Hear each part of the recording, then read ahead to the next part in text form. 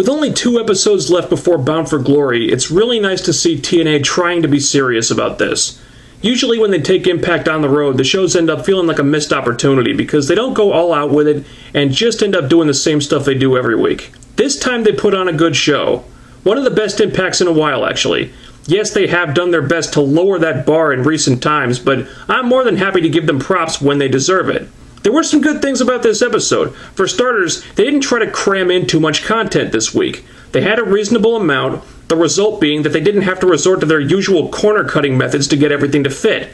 Cutting out wrestlers' entrances, going to commercials during the matches, rushing through segments too quickly, stuff like that. Also, the booking was a lot more tolerable for some reason. Yeah, there was still overbooking, but it was definitely de-emphasized. They dialed it back to a tolerable level this week, which I did appreciate. The whole show was just structured a lot better than usual. In fact, looking back on it as a whole, there really wasn't anything that I actively disliked. You know, anything stupid that insulted my intelligence. Well, except that one thing at the end, but I'll get to that in a minute. Another thing this show had going for it? No opening Immortal promo. They start off with Bobby Roode and James Storm, and why are they out there? To hype up their match for later in the night. Ain't nothing wrong with that. I'm very happy to see the TNA have managed to not drop the ball on these guys yet. This was a really good segment, where they continued the build-up of Bobby Roode and no one interrupted them for a change, which was nice. And while I do think it went on a little bit longer than it needed to, it kind of felt like it was starting to drag a little bit at the end, I thought this was very well done. The only issue is, though, once again, James Storm noticeably outshined Bobby Roode on the mic. And I think they're reaching a point now where they really need to address that. So they have their match in the main event spot. Well, the semi-main event spot. And it's a really, really good match. They gave it a lot of time, too, like 15 minutes. That's the longest Impact match in months. The thing is, Kurt Angle interfering at the end really didn't make any sense. The whole point of him booking Roode against the other Fortune guys was to try to turn them against each other, while at the same time softening up Bobby Roode for Bound for Glory.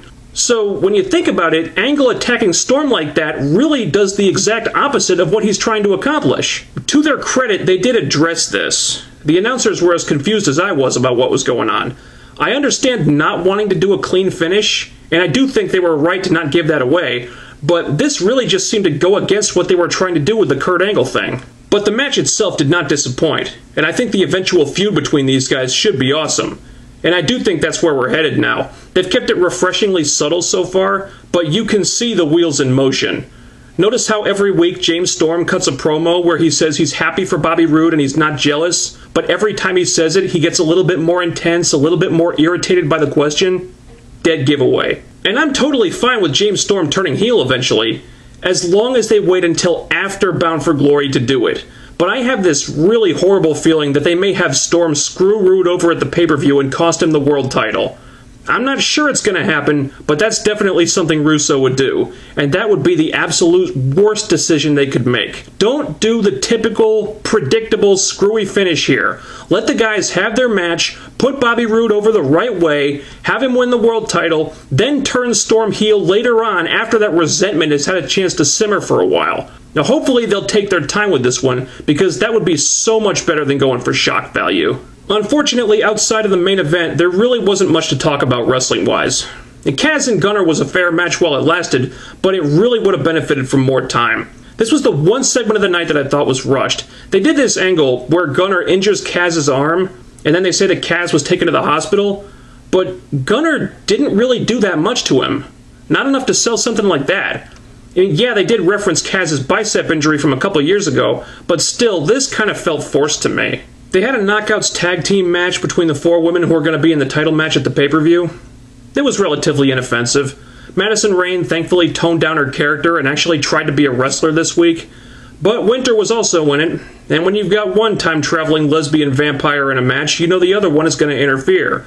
But they kept Angelina's part within reason. She wasn't getting involved every 10 seconds, and that helped a lot.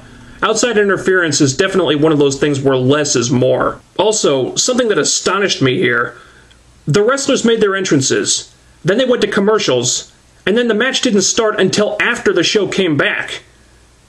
They actually went to commercials before the match instead of during the match, and I don't know about you, but for a minute there I completely lost my sense of identity. I mean, how often does that actually happen on this show? In a company where wrestling matters, going to commercials during matches is a big no-no. Unfortunately, it happens a lot more often than it should. I mean, yeah, it's unavoidable if the matches get a lot of time, but for short matches, there's no excuse for that. So I really hope we see more of this in the future. I don't expect we will, but it was really nice to see. Then they had Crimson versus Samoa Joe, and I really wasn't feeling this one. Considering the story, there should have been a lot more intensity here. I don't know what was going on, but it just seemed like both guys were on autopilot for some reason. And the fact that Samoa Joe lost again is just baffling to me. If management sees guys like Crimson and Matt Morgan as higher priorities right now, then so be it. But you've got a triple threat match coming up at Bound for Glory, and when the only heel in it is being booked like a guy who can't win a match, then there's really no intrigue there. I'm going in pretty much assuming that Joe is going to get jobbed out again because they've given us no reason to expect anything else. And that brings us to the final segment of the night. The part where Hogan came out, and we were supposed to celebrate his career with him after he stole the company from Dixie Carter and went on a reign of tyranny for a year straight. Wow. That's awfully presumptuous of you, Hogan. You're nothing but a selfish prick! So Hogan talks for a few minutes. He tries to make it look like he's retiring. Then Sting comes out and plays this video footage showing that Hogan was just bullshitting everyone. Wait. So Hogan was still an evil bastard heel the whole time? You mean he really didn't turn into a good guy again all of a sudden for no reason at all? Well, I don't think anybody saw that coming. Except for, you know, everyone! So Hogan gets pissed off and finally agrees to face Sting at Bound for Glory. And then, just for the hell of it, he says he'll give the company back to Dixie Carter if Sting beats him. What the fuck? You almost had me there, TNA. For almost 2 hours, I was on board with this episode. It wasn't a masterpiece or anything, there were some iffy moments, but generally, it was a pretty good show with nothing really bad or stupid, and I was enjoying it. And then in the last 60 seconds, you fucked it up. The story itself was fine. Sting goes after Hogan, and he keeps goading him and goading him and goading him until finally Hogan loses his composure and agrees to face Sting in a match at Bound for Glory. Pretty simple, and in that capacity, it was well done. But when Hogan voluntarily puts ownership of the company on the line in this match when he doesn't have to, when Sting wasn't even asking for him to do so, that's when this whole thing goes right off the rail. There was a lot wrong with this. First of all, it makes sense that Sting got Hogan pissed off enough to the point where Hogan would just have to get his hands on Sting in a match one more time. But to have Hogan say that he'll give the company back to Dixie Carter if Sting beats him, essentially giving Sting exactly what he wanted, that makes absolutely no sense whatsoever. Even if Hogan was in the heat of the moment and wasn't thinking straight, he had no reason to do that other than the fact that the writers had clearly written themselves into a corner they had no idea how to get out of. You people are fools! And even if Hogan was stupid enough to actually say this, so what?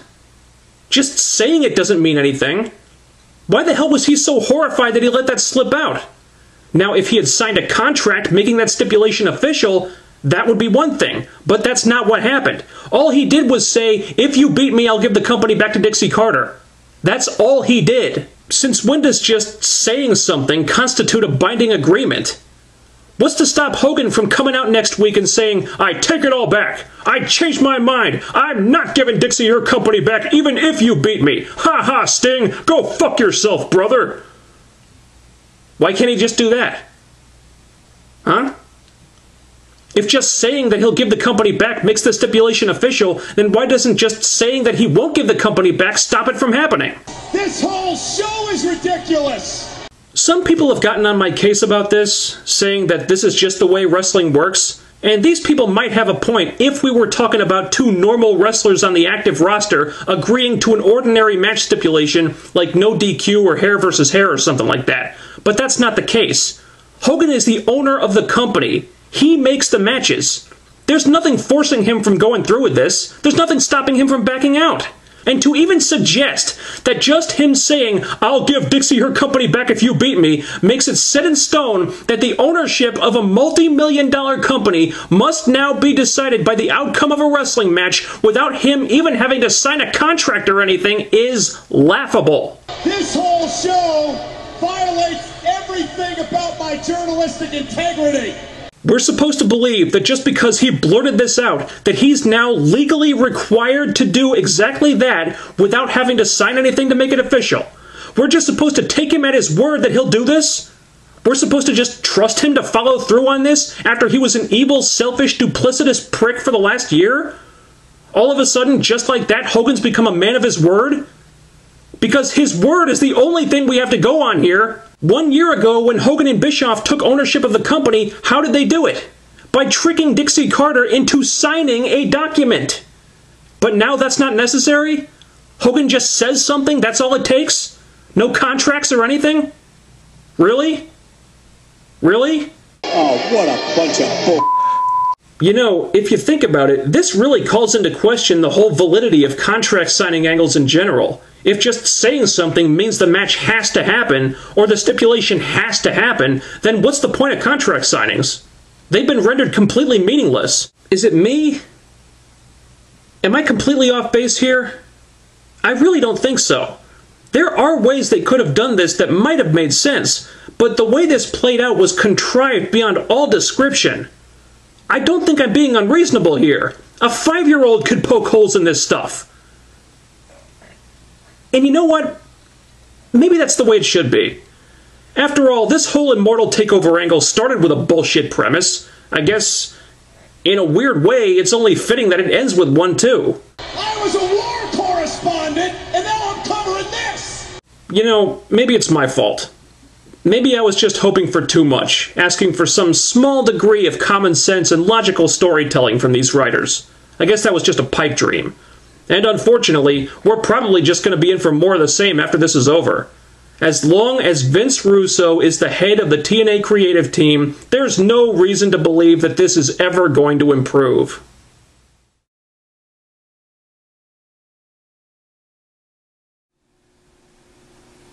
Alright, let's see what's going on in the news today. Alright, let's see what we got here. Superstar spoilers, don't care about those. Blah, blah, blah, yada, yada, yada. Wait a minute.